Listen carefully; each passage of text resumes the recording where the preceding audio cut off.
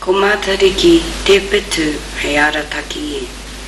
I tito ia tēnei waiata mo tōna rōpū kapahaka o te okopitu atu i te tau 1962 i te hui tōpū i Ngāru Wāhia.